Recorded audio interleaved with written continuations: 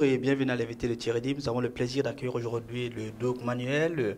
Vous êtes le directeur de CO Habit. Bonjour Doug. Bonjour Thierry.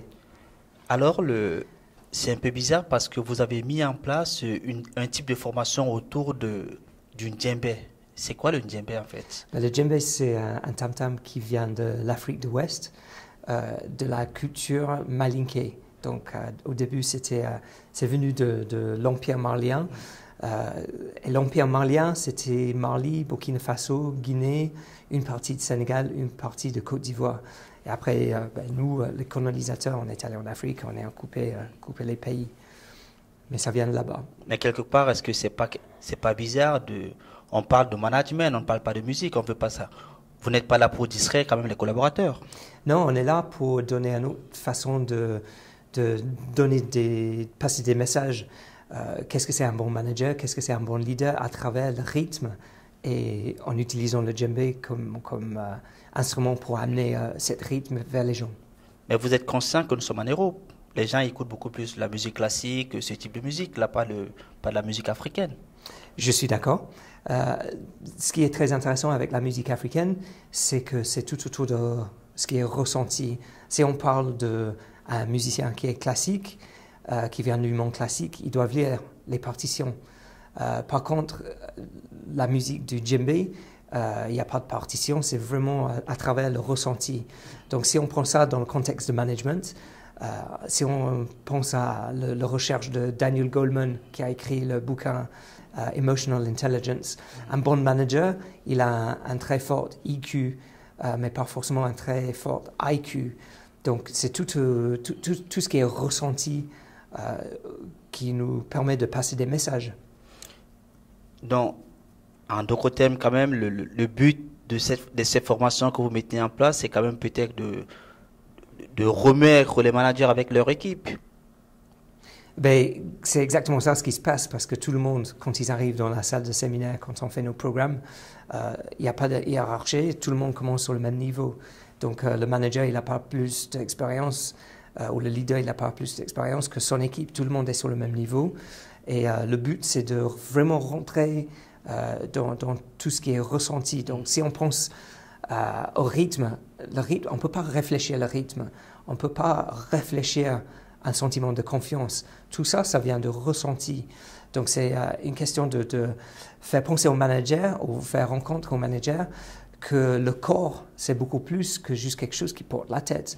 C'est de là d'où vient notre intuition, notre capacité de sentir la confiance ou d'autres. Est-ce que nous ne sommes pas dans quelque chose qu'on appelle un effet de mode? Parce que on a de temps en temps, on voit des personnes qui nous disent aider les managers à travers les chiens, par exemple, à travers les chevaux. Maintenant, vous mettez à travers du djembé. Est-ce que ce n'est pas un effet de mode? Je crois qu'aujourd'hui, la société, ça existe depuis presque 20 ans. Donc, on a 20 ans d'expérience de travailler avec des grandes écoles de commerce, IMD, INSEAD. Moi, j'ai déjà fait un programme aux États-Unis pour Harvard aussi. On a beaucoup de clients, dans tous les secteurs d'ailleurs. Est-ce que c'est quelque chose qui est une question de mode? Moi, je crois pas. Je crois que dans notre monde aujourd'hui, où quand on fait un MBA, un EMBA, quand on va à l'école pour apprendre, pour faire une formation dans pour devenir un ingénieur, ça c'est vraiment très cerveau gauche.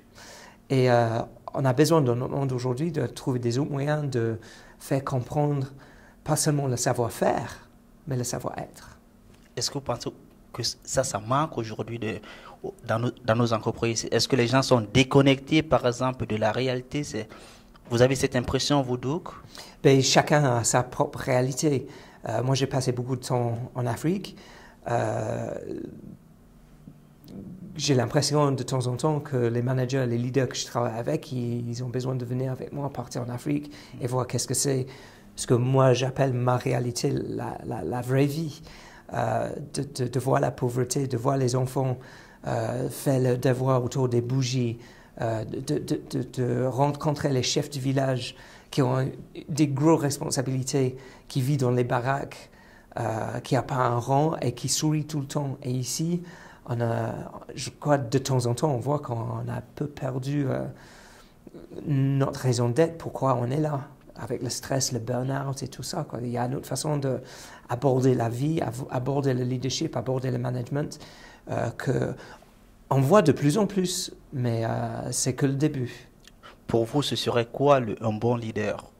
Un bon leader, c'est quelqu'un qui est authentique, qui est à l'écoute, qui sait très bien connecter avec son équipe. Bien sûr, il y a le côté stratégie, mais tout ce qui est les outils interpersonnels, ça c'est quelque chose qu'on n'apprend pas dans une école de management. Ça c'est quelque chose qu'on apprend dans le voyage, dans l'école de la vraie vie. Donc c'est ça qu'on cherche à développer, c'est vraiment le savoir-être. Et vous y arrivez? On existe en tant que société depuis 20 ans. On a de plus en plus de clients, on a de plus en plus de demandes qui nous fait voyager, partir dans les quatre coins du monde. Donc, je dirais que oui. Merci Doug Manuel pour ces explications. Quant à vous, nous vous donnons rendez-vous très prochainement avec un nouvel invité. Au revoir.